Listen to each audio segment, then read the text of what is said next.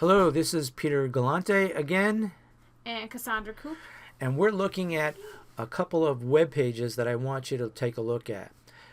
Basically, these web pages, there's a tremendous amount of resources out there that explain all of the kind of technical things that we're going to go through in this course. And what I like about these different web pages is that it's the same concept that people are describing in different ways. So one way might work better for you than for somebody else.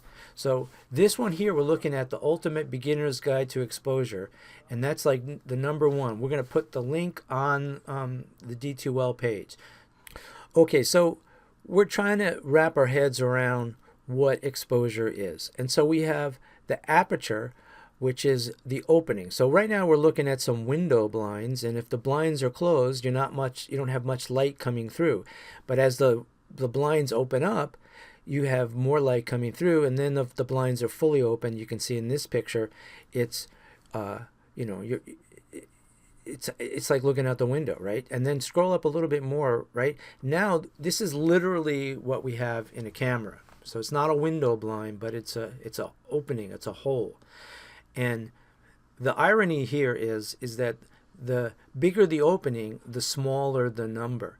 And so as it goes across here from f1.4 to f22, you can see that the opening is smaller.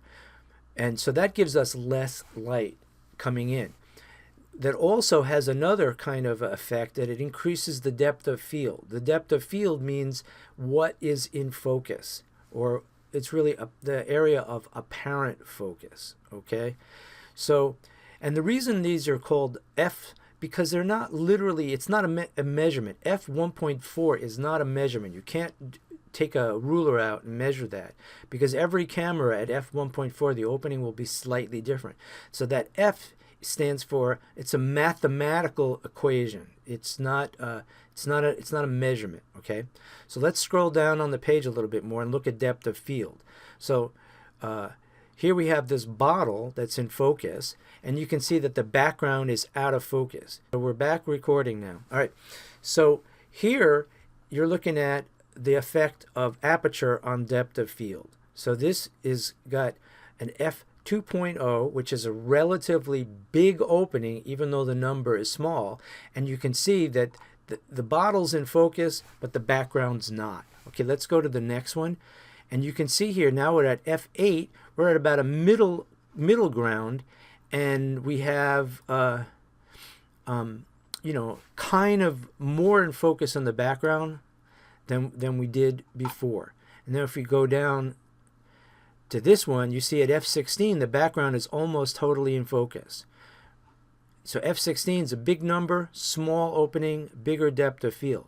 Now I want you to look at the exposures here. So it says ISO 100 at f16 at 100th of a second. Let's scroll up and look at the other exposures, right? So now we went from, in order to keep the exposure same, the shutter speed had to be increased to a 400th of a second.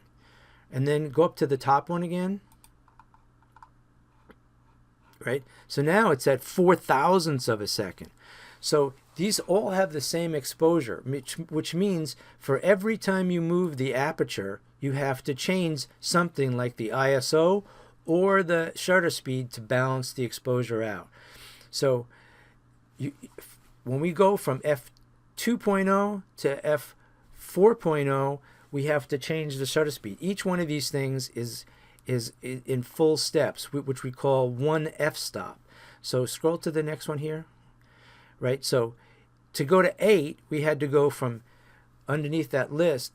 Let's scroll up to the top of that, where we had the apertures, the numbers, right? Right? Okay. So here are the steps between 1.4 and 2.0. We call that a one complete full stop. And then from 2.0 to f2.8, that's another full stop. And you can see that these numbers are not linear, because, from 2.0 to f4, there's a whole stop in between, and 4 to 5.6. You're just going to have to know these things. There's no logic to the number system. You're going to have to simply memorize that. So if I have an exposure at 1/60th of a second at 5.6, and I'm going to go and I need to make my aperture smaller, if I go to 8, I have to make my shutter speed half the time, so 30th of a second. So you got to remember, each one of these full stops is either twice as much light or half as much light. Same thing with shutter speeds. I go a full stop shutter speed from a 30th of a second to a 60th of a second. That's half the time, which is half the light. So that's the relationship you have to remember. So let's scroll up on the page, go down. So now we've got depth of field we're explaining, and let's keep going down on the page, right? Keep going, and now we're going to look at shutter speed, how shutter speed changes the motion. So let's keep going, and here you can see that they have at 500th of a second, the train is stopped. Everything in this picture is crisp. Let's go to the next one here. They've changed the shutter speed. They made it quite long, a third of a second, and you can see that the train is blurred. So that's what we have to remember with shutter speed, right? Let's keep going down. Now they've got some blue angels flying, and they're moving pretty fast. So in order to stop their motion, we need to go up to 800th of a second.